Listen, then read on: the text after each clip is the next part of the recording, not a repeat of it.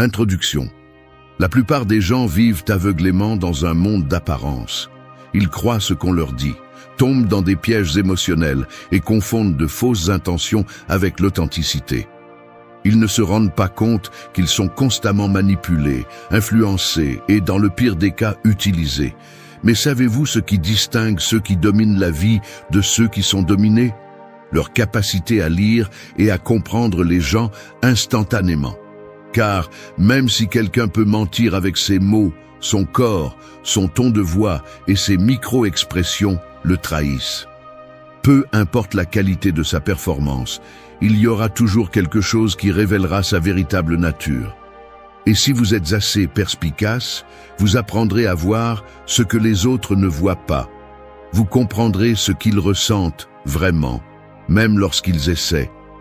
Ce n'est pas seulement une compétence utile, c'est un outil de survie.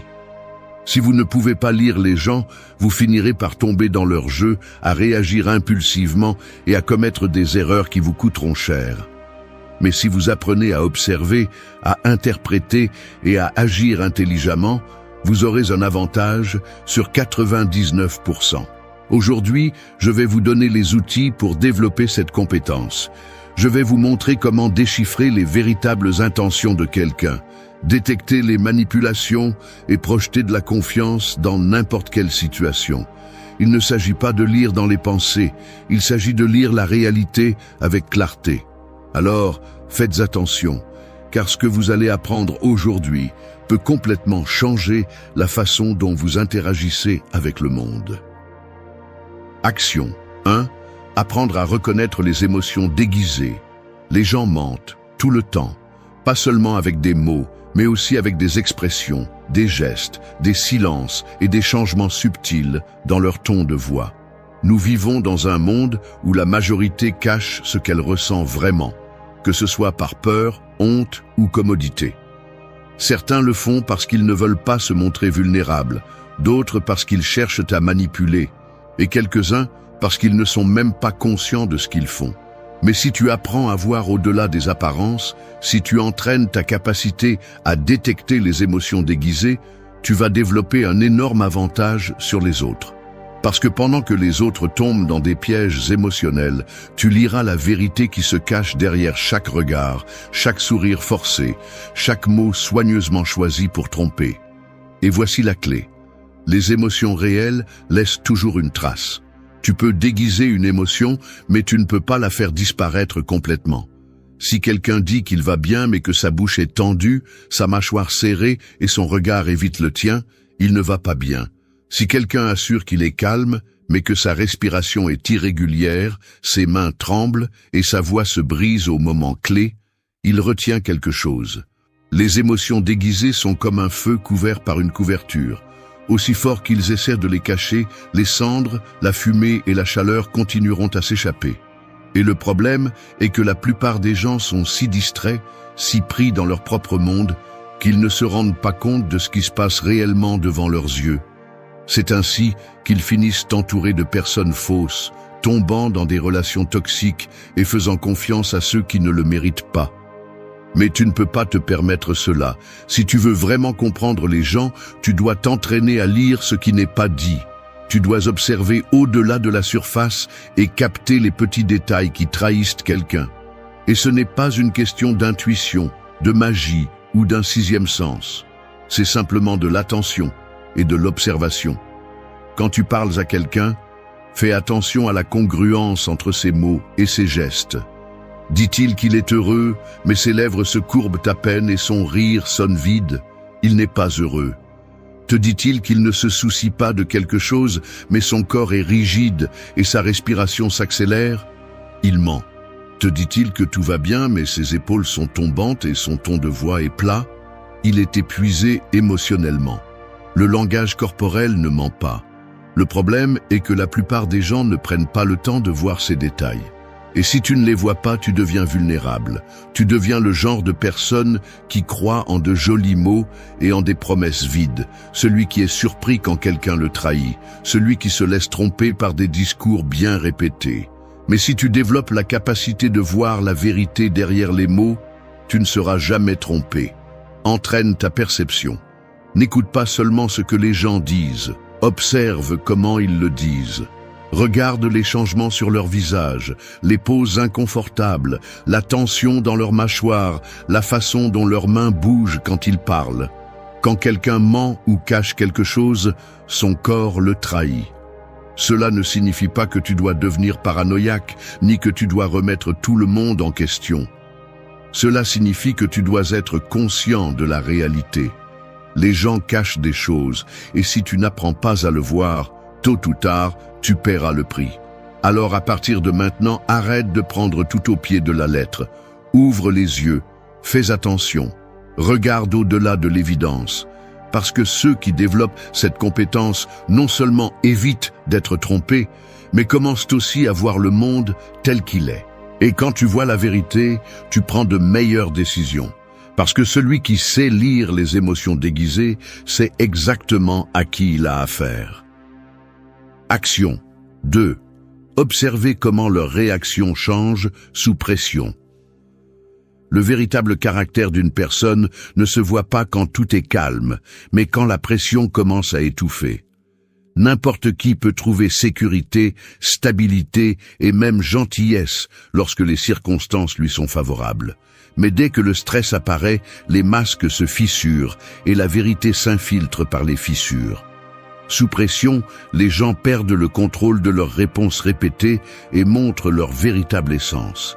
Ils s'agitent, hésitent, balbutient ou explosent. Certains s'accrochent à des excuses, d'autres déchargent leur frustration sur les autres, tandis que certains s'effondrent à la première difficulté. Lorsque l'environnement n'est plus favorable, chaque personne réagit en fonction de ce qu'elle est vraiment. La plus grande erreur est de juger les autres sur la façon dont ils agissent dans leurs meilleurs jours. Les gens confondent la courtoisie avec la bonté, le calme avec la force, la confiance avec la stabilité émotionnelle. Mais rien de tout cela n'est réel, jusqu'à ce que la pression les mette à l'épreuve. Lorsqu'une personne qui se vante de patience s'irrite pour le moindre désagrément, elle démontre que sa patience n'a jamais été authentique. Elle était simplement dans une situation confortable. Lorsqu'une personne qui semble sûre d'elle commence à transpirer, à éviter le contact visuel et à perdre de l'assurance dans sa voix, il est évident que sa confiance était un masque. Lorsqu'une personne qui feint la générosité devient indifférente quand vous ne lui êtes plus utile, elle révèle sa véritable nature. Les réactions sous pression sont la façon la plus précise d'identifier l'authenticité de quelqu'un. L'attention est une loupe qui expose chaque faiblesse cachée, chaque mensonge déguisé en vertu. Dans ces moments, il n'y a pas de temps pour agir, seulement pour réagir. Et c'est là que la vérité se montre sans filtre. La maîtrise de cette observation ne consiste pas à provoquer du stress chez les autres, mais à apprendre à détecter comment ils se comportent lorsque la vie le fait pour vous. En temps de crise, certains s'élèvent et d'autres s'enfoncent. Certains s'adaptent et d'autres s'effondrent. Certains assument leurs responsabilités et d'autres cherchent des coupables. La façon dont quelqu'un gère ses erreurs est le reflet de sa maturité. Ceux qui assument la responsabilité et cherchent à apprendre grandissent à chaque faux pas, tandis que ceux qui s'excusent et blâment les autres continuent à répéter les mêmes échecs. La frustration fait de certains de meilleurs stratèges et d'autres des versions pathétiques d'eux-mêmes. Les crises révèlent le véritable niveau de maîtrise de soi. Il y a ceux qui font face aux problèmes avec une clarté mentale et ceux qui perdent les pédales face à la moindre difficulté. Il y a ceux qui maintiennent le respect envers les autres, quelle que soit la pression. Et il y a ceux qui ont besoin de décharger leur frustration sur les autres pour se sentir mieux. Le véritable respect ne se démontre pas en temps de paix, mais dans les moments de plus grande tension. Il y a ceux qui prétendent être gentils quand tout va bien, mais qui laissent sortir leur véritable arrogance quand ils sont frustrés. Il y a ceux qui sont généreux quand ils ont de quoi, mais qui deviennent égoïstes dès qu'ils sentent qu'ils peuvent perdre quelque chose. La façon dont quelqu'un gère la confrontation expose également sa force ou sa fragilité. Certains sont capables d'écouter, d'analyser et de répondre intelligemment. D'autres deviennent agressifs, se mettent sur la défensive ou recourent à des attaques personnelles pour couvrir leurs faiblesses. Observer ces détails permet de savoir qui mérite confiance et qui ne fait que jouer un rôle. La plupart des gens n'évaluent les autres que dans des situations confortables, sans se rendre compte que la seule chose qui compte est la façon dont ils agissent lorsque tout se complique. Le véritable caractère se forge dans l'adversité. Ceux qui s'effondrent sous la pression n'ont jamais été forts, ils étaient simplement à l'aise. Ceux qui perdent leur calme à chaque défi ne sont pas stables, ils n'ont simplement jamais été mis à l'épreuve. La vie, à un moment donné, expose tout le monde. Le temps est le meilleur juge et les circonstances difficiles sont le seul examen que personne ne peut truquer. Lorsque la pression arrive, chacun montre ce qu'il est vraiment. Ceux qui comprennent cela ne se laisseront jamais tromper. Ceux qui ne le comprennent pas finissent entourés de personnes qui ne sont pas ce qu'elles prétendent être. Action 3. Capter les changements subtils dans son expression faciale. Le visage d'une personne est un livre ouvert pour celui qui sait le lire. La plupart croient pouvoir cacher ce qu'ils ressentent avec des mots bien choisis et un ton de voix contrôlé. Mais le visage laisse toujours échapper la vérité. Chaque petite contraction musculaire, chaque léger changement de regard, chaque geste éphémère est un indice sur ce qui se passe réellement à l'intérieur. Le problème est que presque personne ne prête attention. Les gens écoutent ce qu'on leur dit, mais ils n'observent pas comment on le leur dit. Ils ignorent les détails qui révèlent l'inconfort, la peur, le mépris ou l'intérêt véritable. Et c'est là qu'ils deviennent vulnérables. Le visage humain est incapable de cacher complètement les émotions car elles se produisent à un niveau instinctif. Lorsqu'une personne ressent de la colère, de la frustration, de la surprise ou de l'insécurité, son cerveau le traite en millisecondes, et avant qu'elle puisse le contrôler, son visage l'a déjà reflété. On appelle cela des micro-expressions. Les micro-expressions sont des réponses automatiques et involontaires qui durent des fractions de secondes, trop rapides pour être falsifiées. Même si quelqu'un essaie de cacher sa réaction, même s'il sait mentir avec des mots, son visage montrera toujours l'émotion réelle avant qu'il puisse la réprimer. Un léger froncement de sourcils avant de répondre calmement indique de la colère ou de l'agacement réprimé. Un bref soulèvement d'un sourcil alors que quelqu'un prétend être d'accord est un signe de scepticisme ou d'incrédulité. Un sourire qui apparaît et disparaît trop rapidement n'est pas un sourire authentique, mais une réponse mécanique sans émotion réelle. Un regard qui se retient un instant avant de s'adoucir indique que la personne a ressenti de la colère, mais l'a cachée. Ces détails se produisent en moins d'une seconde, mais ils sont incontrôlables. Le visage agit avant que l'esprit ait le temps de dissimuler. Ceux qui maîtrisent la lecture des expressions faciales ont un énorme avantage sur les autres. Ils peuvent détecter les mensonges, identifier les émotions cachées et lire la véritable intention d'une personne sans avoir à lui poser de questions. Alors que les autres se contentent de ce qui est dit, ils voient ce qui est réellement ressenti. Apprendre à lire ces changements subtils nécessite de la pratique. Il ne s'agit pas d'analyser chaque petit mouvement d'un visage, mais de développer une observation aiguisée et rapide. Les personnes qui sont trop évidentes dans leur analyse deviennent mal à l'aise, mais celles qui savent le faire naturellement parviennent à extraire des informations sans que personne ne le remarque. Les yeux sont un autre outil de lecture infaillible. Un regard qui dévie au moment précis où quelqu'un répond à une question est un signe d'évasion.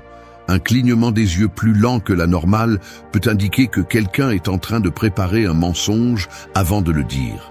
Une dilatation soudaine des pupilles peut signifier de l'intérêt ou de l'excitation, tandis qu'un durcissement de l'expression peut révéler une émotion négative réprimée. Le secret pour capter ces détails n'est pas de se concentrer trop sur une seule expression, mais sur l'ensemble du comportement. Une personne peut détourner le regard pour de nombreuses raisons. Mais si elle le fait juste après qu'on lui a posé une question inconfortable et qu'en plus elle croise les bras et que son ton de voix devient plus sec, alors il y a quelque chose qu'elle ne veut pas révéler. La clé est de combiner l'observation du visage avec le langage corporel et le ton de voix. Quelqu'un peut dire qu'il n'est pas contrarié, mais si sa mâchoire est tendue et que ses lèvres sont serrées avec force, la vérité est autre. Il peut affirmer qu'il n'a pas peur, mais si sa peau pâlit légèrement et que ses narines se dilatent, son corps a déjà donné la véritable réponse. Les personnes qui ignorent ces signaux deviennent des cibles faciles. Ils font confiance à n'importe qui, croient aux discours bien répétés et finissent entourés de fausseté. Mais ceux qui apprennent à voir au-delà de la surface peuvent comprendre ce qui se passe réellement, même quand personne ne le dit à haute voix. Action 4. Évalue comment il traite les autres. Le véritable caractère d'une personne ne se mesure pas à la façon dont elle te traite, mais à la façon dont elle traite ceux dont elle n'a besoin de rien. N'importe qui peut feindre la courtoisie lorsqu'il obtient un avantage, mais dès qu'il n'y a rien à gagner, l'essence réelle se manifeste. Quelqu'un qui est gentil seulement avec des personnes influentes ou avec celles qui lui sont utiles n'est pas gentil, il est opportuniste. La courtoisie et le respect qu'il montre en surface ne sont qu'une stratégie pour manipuler l'environnement à son avantage. Mais il suffit d'observer comment il interagit avec les autres lorsqu'il n'y a pas de pression sociale pour que tout soit mis en évidence. La façon dont une personne traite les serveurs, les employés, les inconnus ou ceux qui ne peuvent pas se défendre est une fenêtre directe sur sa véritable nature. Si quelqu'un se sent le droit d'humilier, de minimiser ou d'ignorer les autres simplement parce qu'ils sont dans une position de moindre pouvoir, c'est parce qu'au fond, il a toujours été ainsi. La seule différence est que, lorsqu'il est avec toi, il a encore des raisons de se retenir. Ce type de personnes sont dangereuses car elles jouent un double jeu. Elles sont charmantes avec ceux qui peuvent leur offrir quelque chose, mais froides ou cruelles avec ceux qu'elles considèrent comme inférieurs. Aujourd'hui, elles peuvent te traiter bien, mais le jour où tu ne leur seras plus utile, elles te regarderont avec la même indifférence avec laquelle elles regardent ceux qu'elles méprisent maintenant. Observer ces signes permet de détecter à temps les personnes égoïstes, arrogantes ou hypocrites. Peu importe à quel point tu traites bien quelqu'un aujourd'hui, si son traitement envers les autres est impitoyable, ce n'est qu'une question de temps avant que tu te retrouves au même endroit. Mais cette observation ne révèle pas seulement le négatif, elle permet également d'identifier ceux qui sont authentiques dans leur respect et leurs valeurs. Les personnes vraiment intègres ne font pas de distinction entre quelqu'un d'influent et quelqu'un d'inconnu. Leur caractère est le même dans toutes les situations. Les leaders naturels n'humilient pas ceux qui sont en dessous d'eux, ils les inspirent.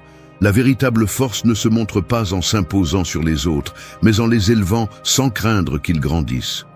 Seuls les insécurisés ont besoin de faire sentir les autres petits pour se sentir grands. La façon dont quelqu'un traite son environnement révèle également son niveau de contrôle émotionnel. Les impulsifs se déchargent sur quiconque est à proximité lorsqu'ils sont frustrés. Les arrogants méprisent ceux qu'ils considèrent comme faibles et les manipulateurs ajustent leur attitude en fonction de qui les observe. Rien de tout cela n'arrive par accident. Chaque mot, chaque geste, chaque réaction est une décision. Il n'y a pas d'excuse. Si quelqu'un traite mal les autres de manière récurrente, c'est parce que c'est sa véritable essence. Celui qui comprend ce principe cesse d'être naïf. Il ne tombe plus dans le piège de croire qu'une personne est bonne simplement parce qu'elle le traite bien. Il apprend à lire le panorama complet et, ce faisant, se protège des tromperies inutiles. La vie est trop courte pour s'entourer de ceux qui ne valorisent les gens qu'en fonction de ce qu'ils peuvent obtenir d'eux. Observer comment quelqu'un traite les autres permet d'anticiper avec précision quel type de personne il est et s'il vaut la peine de le garder près de soi. Action 5. Utiliser l'effet miroir. Les gens ont confiance en ceux qui leur ressemblent. C'est un principe psychologique simple mais puissant. Lorsqu'une personne perçoit que sa façon de parler, son langage corporel ou son énergie sont reflétés dans une autre personne, elle ressent une connexion instantanée, même sans s'en rendre compte. C'est ce qu'on appelle l'effet miroir, et le maîtriser vous donne la capacité d'influencer les interactions sans effort. La plupart des gens le font de manière inconsciente. Des amis qui ont passé des années ensemble finissent par adopter des expressions similaires. Les couples qui se comprennent parfaitement synchronisent leurs gestes et leur ton de voix sans le planifier. Le cerveau humain associe la similitude à la confiance. Mais la différence entre ceux qui utilisent ce principe naturellement et ceux qui le maîtrisent consciemment est abyssale. Celui qui comprend l'effet miroir peut générer de l'empathie avec n'importe qui, briser les barrières sociales et faire en sorte que les gens se sentent à l'aise sans qu'ils soupçonnent qu'ils sont influencés. Le reflet subtil du langage corporel est la façon la plus efficace d'appliquer cette technique. Lorsqu'une personne croise les bras, incline la tête ou change de posture, imiter ce mouvement naturellement crée un sentiment de connexion immédiate. Mais la clé est de le faire subtilement.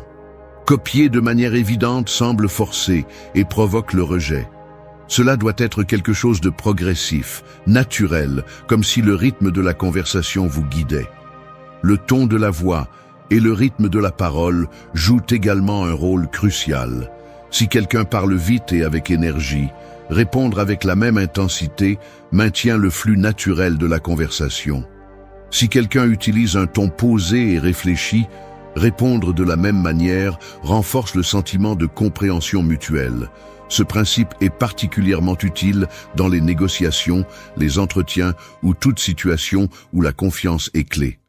Lorsqu'une personne sent qu'elle parle à quelqu'un qui la comprend, elle baisse la garde, se détend et est plus susceptible d'être ouverte et honnête. Mais l'effet miroir ne concerne pas seulement la synchronisation du langage corporel et de la voix. Il implique également de comprendre l'état émotionnel de l'autre personne et de le refléter intelligemment. Si quelqu'un est frustré, répondre calmement plutôt qu'agressivement aide à équilibrer l'interaction. Si quelqu'un est excité, répondre avec enthousiasme renforce la connexion. Il ne s'agit pas de manipuler mais de comprendre et de s'adapter. L'erreur de beaucoup de gens est d'imposer leur propre rythme et énergie sans tenir compte de l'état mental de l'autre. Cela crée des barrières inutiles. Celui qui maîtrise l'effet miroir s'adapte, coule et fait en sorte que toute conversation se sente naturelle et confortable. Pour appliquer cette technique efficacement, il est important de développer l'observation. Prêtez attention à la posture de l'autre personne, à son ton de voix, à son niveau d'énergie. Si quelqu'un est détendu et parle lentement, imitez ce rythme pour créer une atmosphère de confiance. Si quelqu'un est enthousiaste et énergique, reflétez son énergie pour maintenir le dynamisme de la conversation. Il est également utile de pratiquer avec de petites interactions quotidiennes.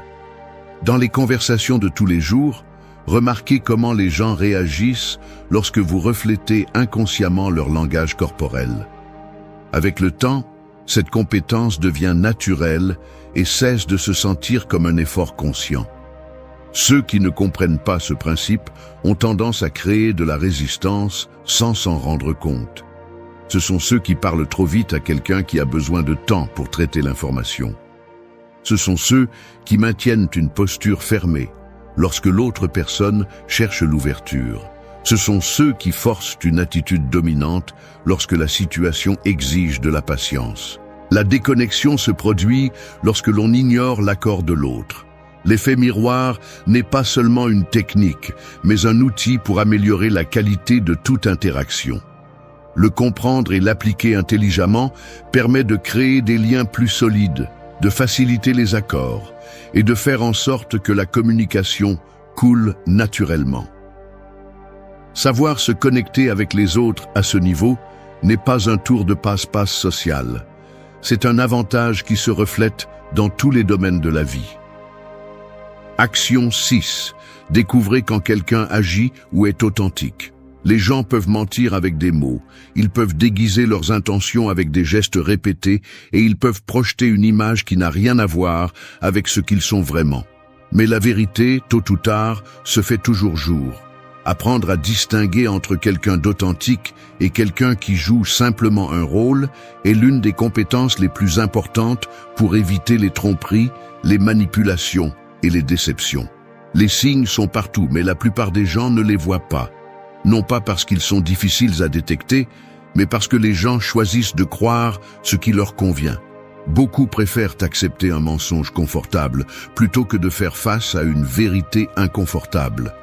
Mais ceux qui veulent vraiment comprendre les autres doivent s'entraîner à voir au-delà des apparences. Une personne authentique est cohérente dans sa façon d'agir. Son langage corporel, ses mots et ses émotions sont alignés. Elle n'a pas besoin d'exagérer ou de forcer des réactions. Elle ne cherche pas à impressionner quelqu'un parce que ce qu'elle montre est réel.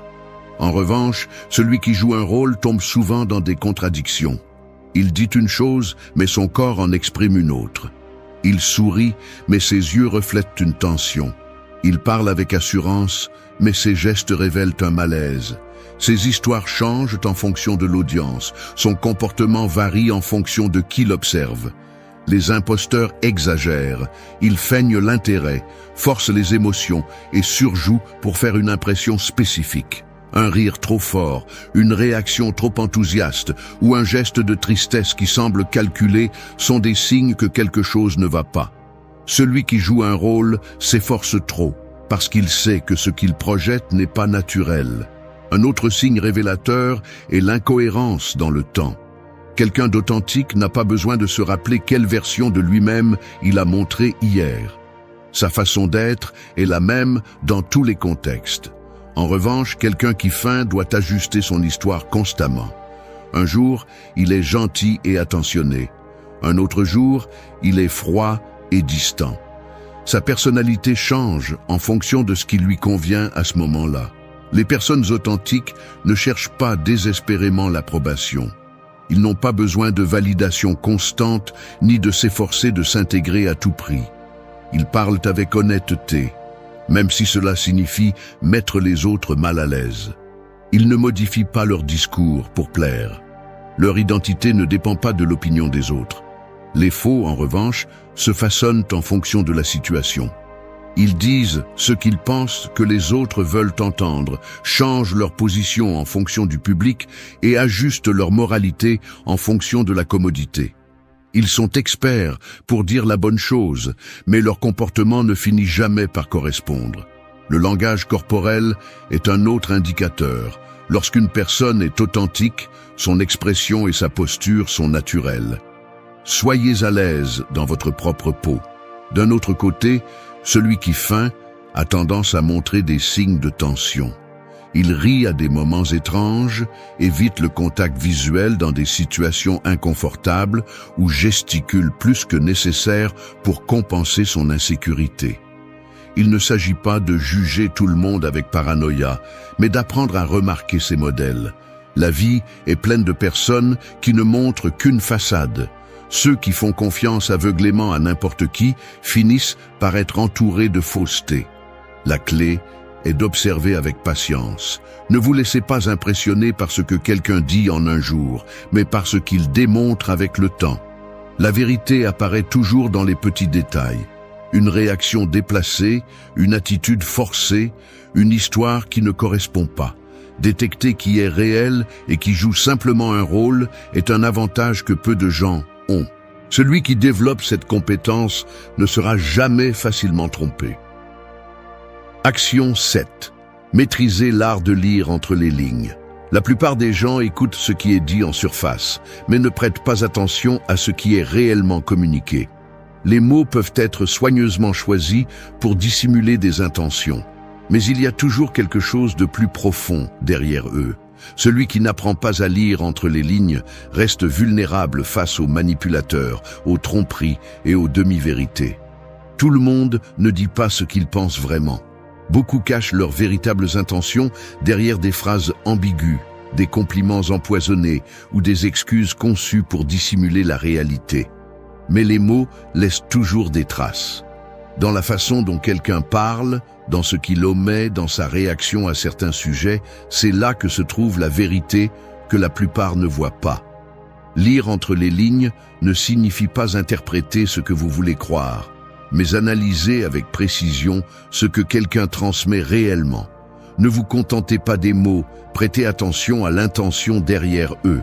Les personnes qui maîtrisent cet art prêtent attention aux pauses, aux changements de ton de voix, à la manière dont quelqu'un évite certains sujets ou répond par des phrases génériques quand il devrait être direct. Ce qui n'est pas dit est souvent plus important que ce qui est dit. Quand quelqu'un change soudainement de sujet, c'est parce qu'il y a quelque chose qu'il ne veut pas discuter. Quand il donne des réponses vagues ou peu engageantes, c'est parce qu'il veut éviter une vérité inconfortable. Quand il utilise des mots compliqués et ornés, il essaie souvent de dissimuler un mensonge. Les réponses trop parfaites sont souvent un signe que quelque chose est caché. Apprendre à lire entre les lignes est un avantage dans tous les domaines de la vie. Des conversations décontractées aux négociations importantes, comprendre ce qui est réellement communiqué vous permet de prendre de meilleures décisions et de ne pas tomber dans des pièges émotionnels. Mais il ne s'agit pas seulement de détecter les mensonges ou les tromperies, mais aussi de comprendre ce dont les autres ont réellement besoin. Beaucoup de personnes ont du mal à exprimer ce qu'elles ressentent ou ce qu'elles veulent, mais leurs mots, leurs gestes et leur silence le rendent clair.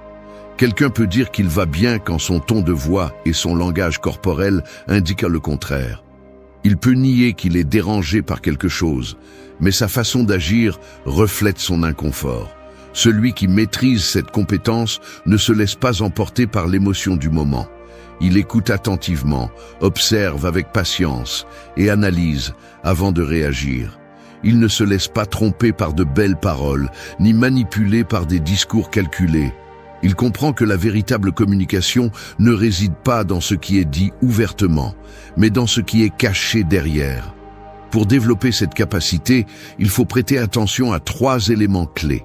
Le langage non verbal, la façon dont quelqu'un bouge, maintient sa posture et change ses expressions en dit plus que n'importe quel discours. Si les mots disent une chose, mais que le corps en dit une autre, le corps a toujours raison. Le ton de la voix et les pauses, les gens ont tendance à hésiter ou à éviter certains mots quand ils ne veulent pas révéler quelque chose. Un ton trop contrôlé sur un sujet sensible peut indiquer que quelqu'un a répété sa réponse. Les incohérences dans le message, si une histoire change avec le temps, c'est parce qu'il y a quelque chose qui ne correspond pas. Quand quelqu'un parle avec trop de détails inutiles, il essaie souvent de renforcer un mensonge. Ceux qui ne savent pas lire entre les lignes sont facilement trompés. Ils restent avec la version superficielle des faits, croient en des discours bien structurés sans analyser le fond et font confiance à ceux qui savent manipuler avec des mots. Mais ceux qui prêtent attention aux détails, ceux qui analysent ce qui est réellement communiqué, sont ceux qui voient toujours la vérité avant les autres. Il ne s'agit pas de se méfier de tout le monde, mais d'apprendre à voir la réalité telle qu'elle est. Celui qui écoute intelligemment, celui qui analyse au-delà de l'évident, celui qui comprend ce qui se passe réellement, aura toujours l'avantage. Merci d'être resté jusqu'à la fin de la vidéo. Si vous avez tout vu, commentez « Je suis stoïcien » comme notre signe secret, indiquant que vous êtes un véritable apprenant du stoïcisme. N'oubliez pas de vous abonner et de liker la vidéo si elle vous a plu.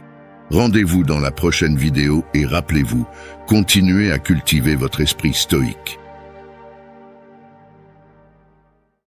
Vous êtes-vous déjà senti mal à l'aise et anxieux d'être seul avec vous-même? Ne pouvez-vous pas éviter de saisir votre téléphone, d'allumer la télévision ou de mettre de la musique pour vous distraire? Le stoïcisme apparaît comme un pilier de la sagesse en période d'incertitude et de bruit mental excessif. Dans la vidéo d'aujourd'hui, je vais vous montrer 13 enseignements précieux, soigneusement sélectionnés, pour vous aider à cultiver une relation plus profonde et plus authentique avec vous-même. Si c'est votre première fois ici, je vous demande de me soutenir en vous abonnant et en aimant la vidéo. N'oubliez pas d'activer la cloche de notification pour continuer à recevoir plus de contenu comme celui-ci. Ces mots sont destinés à réconforter l'âme, à rappeler que la distraction est éphémère et que la force est en vous, attendant d'être activée. Que vous ressentiez la pression de la vie moderne ou la solitude, ces enseignements sont là pour vous offrir soutien, motivation et espoir. Mais avant de commencer, j'ai un défi à vous lancer. restez jusqu'à la fin et ne manquez aucune de ces leçons, car l'une d'elles pourrait être la clé pour changer votre destin à jamais. Commençons. 1. Cultivez une amitié avec vous-même. Je me souviens d'une période difficile de ma vie où tout semblait être contre moi et où j'avais l'impression de n'avoir personne vers qui me tourner. J'étais seul face à mes insécurités et mes doutes. C'est à ce moment-là que j'ai découvert le pouvoir de cultiver une amitié avec moi-même. Au lieu de chercher du réconfort auprès des autres, j'ai décidé de tourner mon attention vers l'intérieur. J'ai commencé à prendre le temps, chaque jour, de réfléchir et de me taire.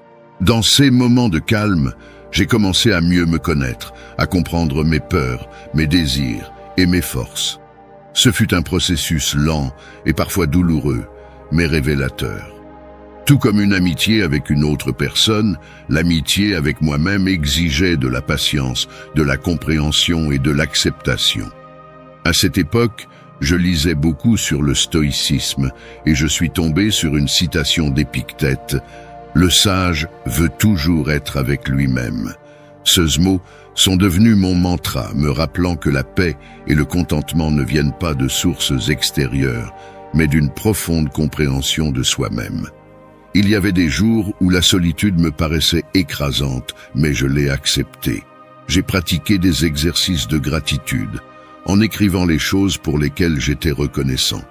Cela a amélioré ma vision de la vie et m'a aidé à apprécier mes qualités et mes réalisations. Ma confiance en moi a grandi, mes décisions sont devenues plus claires et j'ai commencé à ressentir une paix intérieure. La force et la résilience que j'ai développées m'ont permis de relever les défis avec un esprit et un cœur plus forts. Aujourd'hui, je peux affirmer avec certitude que la meilleure relation que vous puissiez cultiver est celle avec vous-même.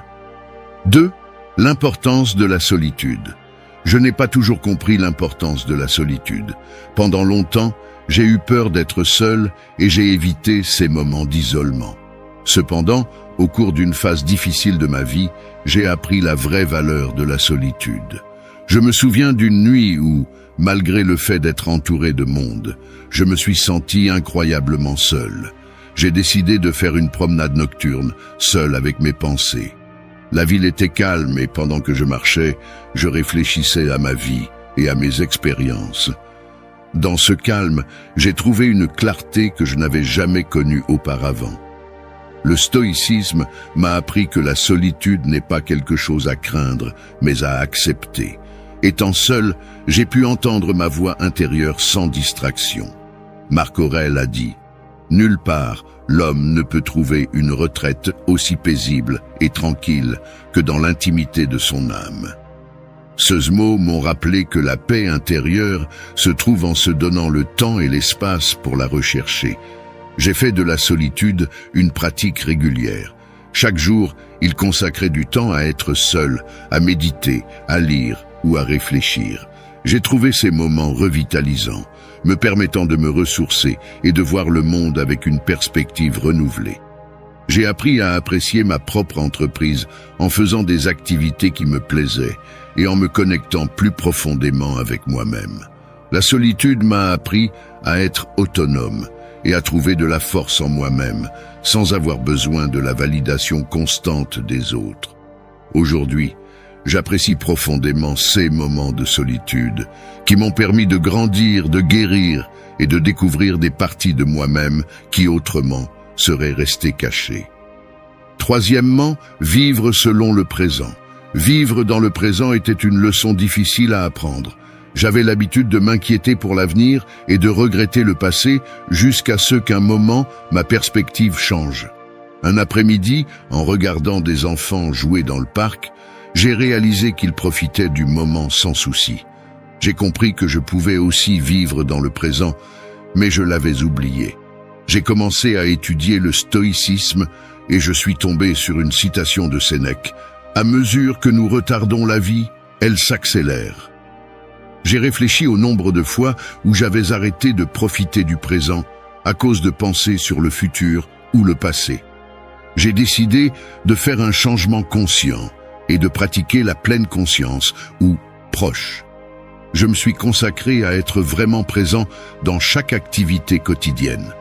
Au début, c'était difficile, mais avec le temps, c'est devenu naturel. J'ai utilisé la technique de respiration consciente, en inspirant profondément et en expirant lentement pour me débarrasser de mes inquiétudes. Cette pratique m'a aidé à m'ancrer dans le présent. J'ai remarqué des changements significatifs, moins de stress et plus de joie dans les petites choses. Après réflexion, j'ai réalisé que de nombreuses inquiétudes n'étaient pas fondées. L'avenir est incertain et le passé ne peut être changé, mais le présent est tout ce que nous avons. En vivant dans le présent, j'ai trouvé la paix intérieure. Chaque instant est un cadeau. Vivre pleinement le présent est la clé d'une vie heureuse et satisfaisante. 4e, contrôle des émotions. Contrôler les émotions est une compétence que j'ai toujours admirée chez les autres, mais que j'ai trouvé difficile à maîtriser. J'avais l'habitude de réagir de manière impulsive aux situations stressantes. Un tournant m'a amené à reprendre le contrôle de mes émotions et à améliorer ma vie. Je me souviens d'un jour au travail où tout allait mal. Un projet échouait, mon patron était bouleversé et la pression montait. J'ai explosé et j'ai laissé la frustration prendre le dessus sur moi. J'avais honte et je savais que je devais mieux gérer mes émotions. J'ai commencé à approfondir la philosophie stoïcienne. Une citation d'Épictète m'a interpellé. Ce ne sont pas les choses qui nous dérangent, mais nos opinions à leur sujet. J'ai compris que mes réactions émotionnelles étaient causées par la façon dont j'interprétais les événements. J'ai décidé de changer. J'ai pratiqué l'introspection, analysant mes réactions émotionnelles et comprenant que beaucoup étaient des réponses à des pensées irrationnelles ou à des peurs infondées. En prenant conscience de ces schémas, j'ai pu remettre en question et changer ma façon de penser. De plus, j'ai intégré la méditation quotidienne. Passer quelques minutes chaque jour à méditer, à calmer mon esprit et développer une plus grande conscience de mes pensées et de mes émotions. Cette pratique m'a permis d'observer mes émotions sans les juger ni réagir de manière impulsive. J'ai appris à respirer profondément et à réagir de manière plus contrôlée et rationnelle. Au fil du temps, j'ai remarqué une grande différence. Mes relations personnelles se sont améliorées et au travail, j'ai gagné le respect de mes collègues pour rester calme sous pression. Contrôler ses émotions demande de la pratique et de la patience, mais c'est possible. J'ai appris que contrôler mes émotions ne signifie pas les réprimer, mais les comprendre et les gérer sainement. Si vous sentez que vos émotions sont hors de contrôle, rappelez-vous que vous pouvez changer cela. Grâce à l'introspection, à la méditation et à une pratique constante, vous pouvez développer la capacité de rester calme et clair dans n'importe quelle situation. 5. Pratiquer la résilience émotionnelle. Pratiquer la résilience émotionnelle est une compétence que j'ai acquise pendant les moments les plus difficiles de ma vie. Il y a eu une période où j'avais l'impression que tout était contre moi. J'ai perdu mon travail, une relation importante a pris fin, et j'avais l'impression que mon monde s'effondrait. Un soir, après une dure journée, j'ai décidé de lire un livre sur le stoïcisme. Une citation de Marc Aurèle m'a profondément marqué. « Le bonheur de votre vie dépend de la qualité de vos pensées. » Ces mots m'ont fait réfléchir sur la façon dont j'ai laissé mes pensées négatives dominer ma vie. J'ai décidé de prendre le contrôle et de commencer à pratiquer la résilience émotionnelle. Changer mon état d'esprit a été l'une des premières étapes. Au lieu de considérer les défis comme des obstacles insurmontables, je les voyais comme des opportunités de croissance. J'ai mis en place une routine quotidienne avec de la méditation et un journal de gratitude. Cela m'a aidé à commencer la journée avec une attitude positive.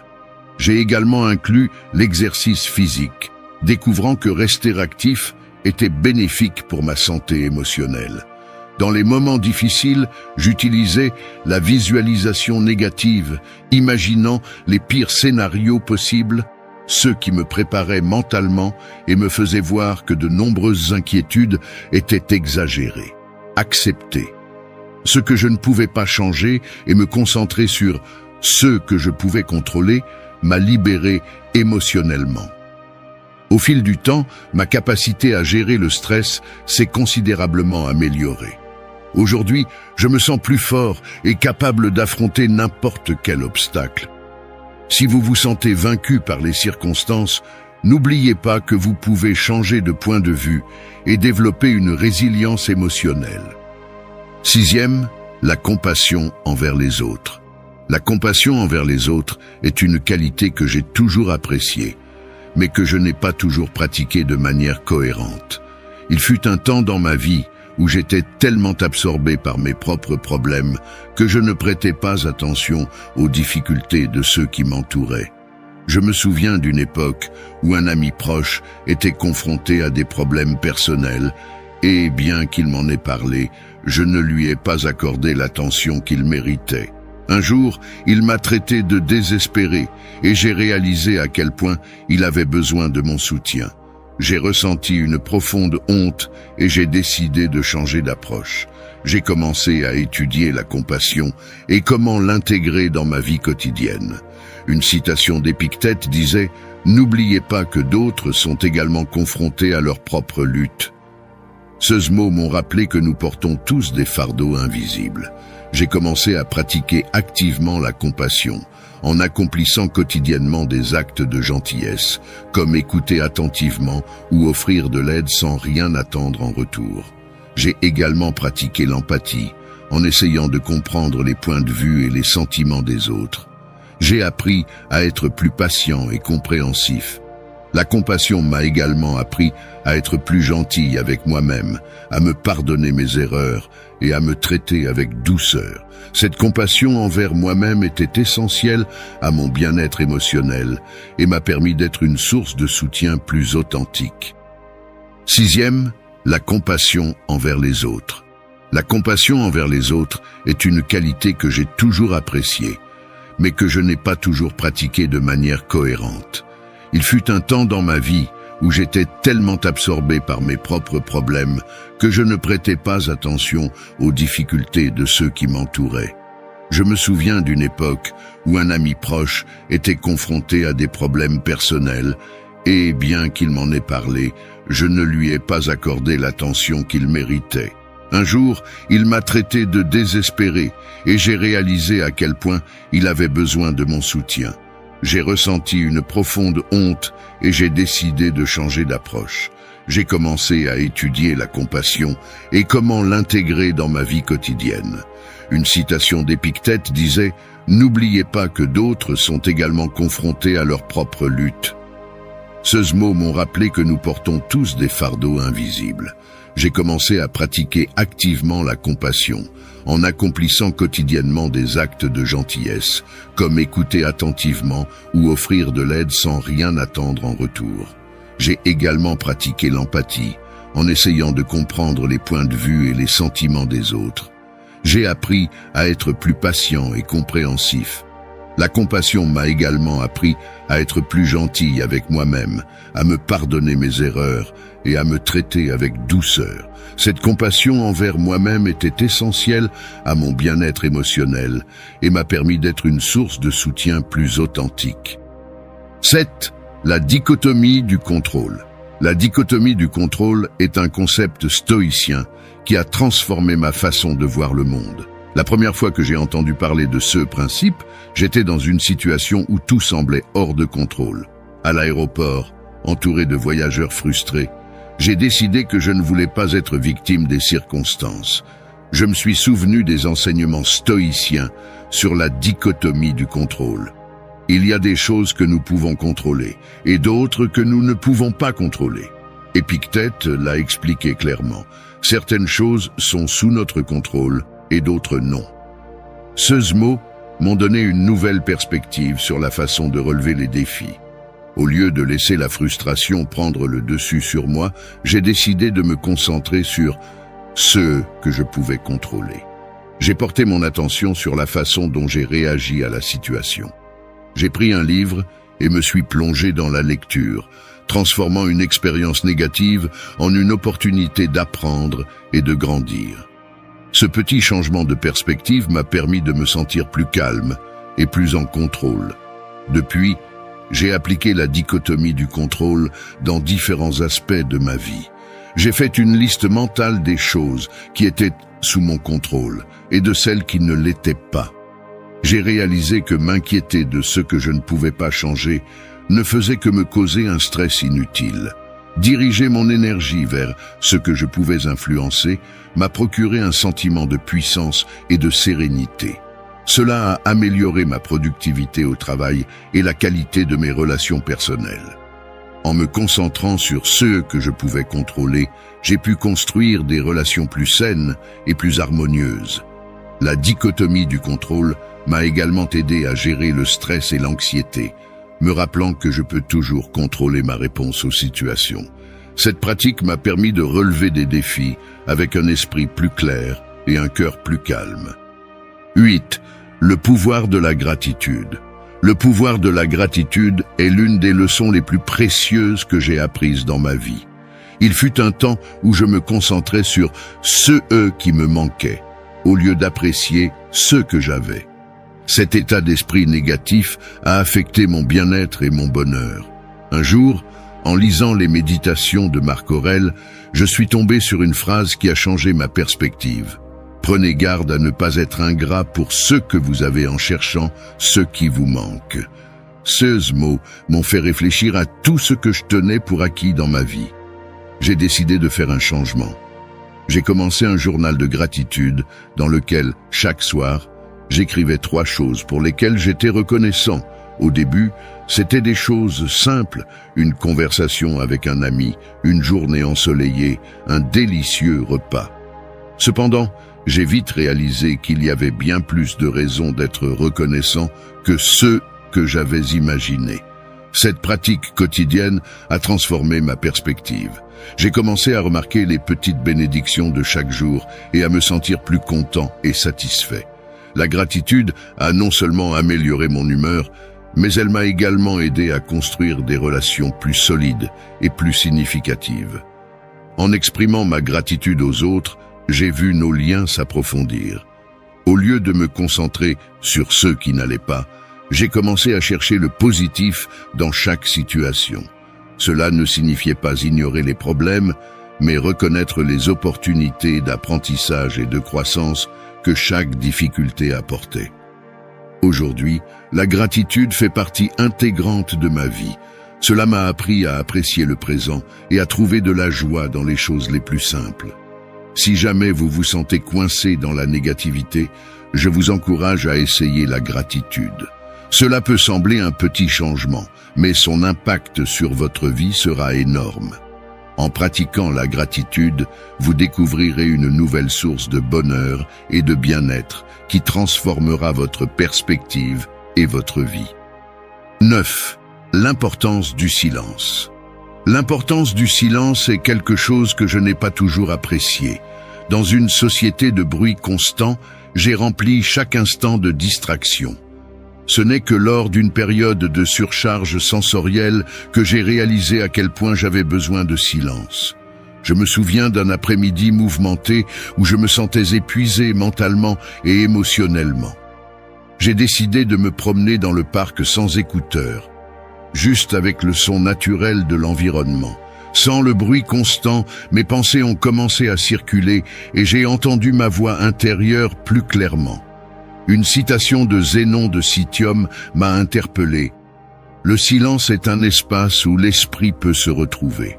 J'ai réalisé que j'avais évité le silence par peur d'affronter mes propres pensées et émotions. J'ai commencé à intégrer des moments de silence dans ma routine quotidienne, que ce soit par la méditation, en m'asseyant tranquillement pendant quelques minutes chaque matin, ou simplement en éteignant tous les appareils.